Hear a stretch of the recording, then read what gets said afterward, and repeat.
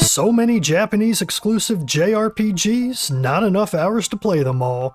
Energy Breaker might just be worth your valuable time though. A Super Famicom spin-off of the Lufia series, developed by Neverland after they made Lufia 2, this Japan-only classic doesn't shy away from harsh difficulty or complicated storytelling, and even serves up some cool ideas I haven't seen in other tactical RPGs. For example, there's a stat point system, where upon each level up you get to put a point toward one of a character's 4 elemental magic types, but as a fun twist, each magic type has both positive and negative values. Okay, it's functionally no different from having 8 different magic types, but it's still a neat concept that helps reduce screen clutter on the low-resolution SNES. I'll get more into the magic system in a bit, but first it's worth mentioning I haven't played any of the main Lufia games, so any story references to the main series would be lost on me. However, as I understand, Energy Breaker is more of a spiritual spin-off that relates to Lufia only vaguely, such as sharing certain item names, weapons, and terminology, as well as some cameo appearances at the very end.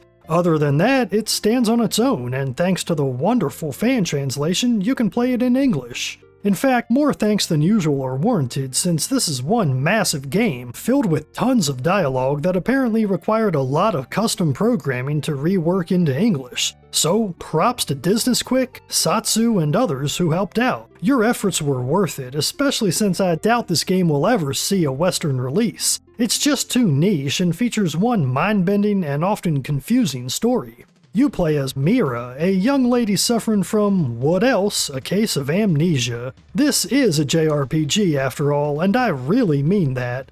Unlike a lot of tactical RPGs of the era, Energy Breaker offers a ton of stuff to do besides fighting. It's even more of a full-fledged RPG than, say, Shining Force 2, complete with an overworld map, towns to explore, NPCs to chat up, optional collectibles, and plenty of hidden items to find, all with battles playing out right in the environments you traverse, no screen transitions needed. You'll often go long stretches without participating in any fights, though mostly because of the lengthy dialogue scenes that constantly break up the action.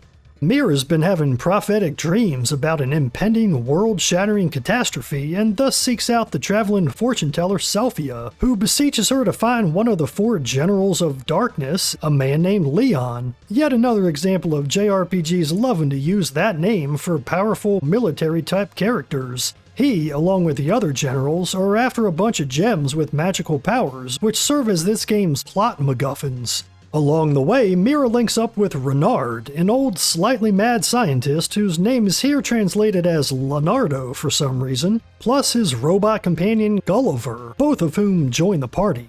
And thank God for that, cause Gulliver in particular is one sick unit. He's essentially a mobile wall, able to fly over any obstacle to block off pathways enemies would otherwise use to swarm you, while also dishing out decent long-range damage. But before I talk more about the combat, easily the best part of this game, hit that like button if you don't mind, and if you want more retrospectives like this one, consider subscribing to the channel. It's free and really helps my videos reach more RPG fans. Positioning is vital in Energy Breaker, as enemies are both relentless and powerful, capable of decimating your party unless you plan ahead, and even when you do. This is one tough game. I had to restart tons of fights after even the most minor of screw-ups. Modern Fire Emblem, this is not. Pro tip, after taking an action, you can change which direction a unit faces by pressing L or R, which is essential to success in most fights, since attacks to a character's backside deal extra damage. It's pretty uncommon for SNES games to even use the L or R buttons, let alone assign them to key gameplay features, so it's cool to see Energy Breaker making the most of the controller layout. Taking damage also reduces the amount of AP, or action points, a unit can use on his next turn, a brutal mechanic that forces you to get good, so to speak. Action points are required for both movement and using spells, or skills, whatever you want to call them, so there's always a trade-off between repositioning a unit or firing off powerful attacks, giving the player lots to think about on any given turn. There's even a skill called Tornado that lets one unit move another a certain number of spaces, further adding to the complexity. In fact, I get a triangle strategy vibe from all the options available. I wouldn't be surprised if the developers of that game were fans of Energy Breaker back in the day. On top of all that, the most restrictive aspect of combat is that most fights have a turn limit, further reducing your options and forcing you to execute a more or less perfect strategy from the mid-game on. If that all sounds like too much, well, at least you can grind. Sort of. Quote-unquote random battles trigger on some screens when you cross certain tiles, and though you can occasionally avoid these via careful navigation, you'll inevitably have to replay certain fights while you trek back and forth trying to figure out where to head next, which does get old. See, the battles themselves aren't random, each trigger point only sets up the same configuration of enemies, but thankfully these fights still give sorely needed XP, and level ups happen super often, even mid-battle, allowing you to accrue way more elemental magic points than you'll eventually need. I had all my characters pretty much maxed out on the elements by the end. Speaking of which, the magic system's clever and essential if you want to survive the steady onslaught of unavoidable battles. Each of the 4 elemental types is available to every character, and over the course of the game you'll find grimoires containing skills that any character can use if they have enough stat points in the corresponding elements, either positive, negative, or both. If that sounds confusing, well, it kind of is, but you'll get the hang of it once you play for a bit. It is hard to know what to build toward without a guide since there's so many options. However, you can redistribute elemental points at any time for no cost, which helps a ton. Combat essentially revolves around skills since they quickly become the only way to deal significant damage, and there's a lot of depth and strategy involved in making sure you have enough attacking options versus status moves. By the endgame, all characters will be able to use every grimoire skill, but for the dozens of hours until then, you'll have to decide which unit should put more emphasis on buffs versus healing versus damage. I found a well-rounded approach works best. Having multiple units able to cast Burning Arm to boost allies' damage output, for example, saved my ass more times than I can count, yet I also made sure most characters could at least heal a little bit if necessary. When I eventually did get a grasp on how all this works, the combat's on par with, if not better than any TRPG I've played. Figuring out and executing just the right strategy to take down a seemingly impossible swarm of enemies feels satisfying in a way other SNES tactics games I've played never quite achieve. The music's also beyond solid, certainly not throwaway like some Japan-exclusive RPGs. Courtesy of Yukio Nakajima, it's mostly upbeat, which I love, however it is fairly simple. There's nothing approaching the complexity of the best Final Fantasy tracks here, for example, but it's well worth a listen even if you don't plan to play the game.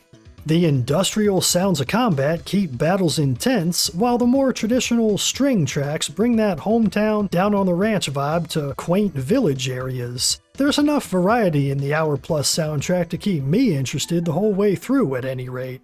That's not to mention the visuals, which as you can see are stunning. Towns and dungeons are colorful, detailed, and hugely varied. You'll go from train stations, to cathedrals, to creepy caverns, heck even sci-fi research labs and otherworldly hellscapes filled with demons of all kinds. Yeah, the monster designs here are on point too. Lots of dragons, robots, and disgusting insectoid, crustacean-looking things. Skill and spell effects also look sick as hell, often giving Romance and Saga 2 a run for its money. Now that's impressive. My only criticism of the graphics is that backgrounds are all basic gradients, making it look like you're playing on a stage floating in the sky, but your brain learns to ignore that, and I'm sure the SNES's limited processing power has something to do with this. At least the visuals that are there are fantastic. The gameplay shines outside of combat too. There's a clever mechanic where any items you discard get held in an invisible bin from which they can later be sold at any shop and even bought back. Can we get this in every RPG, please? It makes sense, cause that's how real life works. Stuff doesn't just magically vanish when you get rid of it. This is also handy since you start with a suffocatingly limited inventory, though the addition of party members helps since each has their own inventory slots, and there's also space-saving items reminiscent of Diablo 2's Horadric Cube. Nice.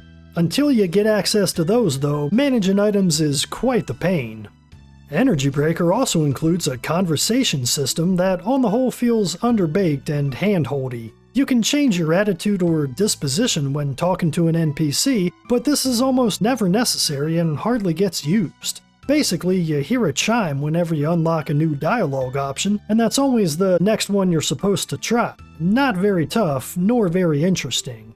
When exploring the game's many towns and other areas, lots of hidden items can be found by pressing A at random locations, though this is frustrating unless you're using a guide, since obviously there's no indication of which tiles contain items, and many of these are pretty damn useful, so you're missing out if you don't find them.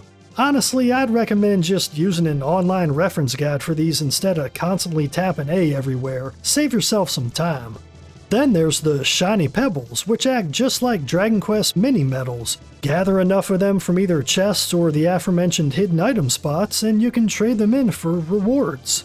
Oddly, the item shop in the main hub area offers a respawning item bag for sale containing extra shiny pebbles, though since you never know when it'll respawn, this just feels weird. I guess it's useful if you haven't been exploring enough, which reminds me, it's often a challenge to figure out where you're supposed to go next, which for a TRPG can make the game drag. Wandering around talking to a ton of NPCs you've already spoken to, hoping one of them has new dialogue lines, isn't my idea of a good time.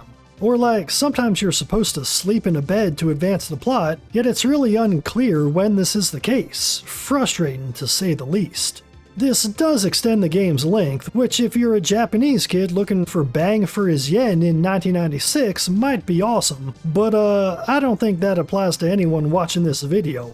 Ain't no shame in using a guide to save you time on this aspect either. Newcomers Dorothy and Star later join to round out the party, each boasting their own strengths. The former is a little girl whose skills use her dragon companion to deal long-range damage, and she's also good for buffing allies or poisoning enemies. She's useful, but more interesting is Star, the only instance of a blue mage I've seen in a TRPG. That's right, when he kills certain monsters using a basic attack, he'll learn their form and be able to transform into them and use their skills. Now that's badass.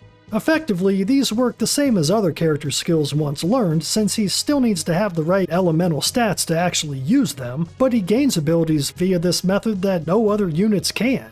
Star's various AoE options clearly demarcate him as one of the strongest units, and he's key to the story as well. Oh yeah, the story.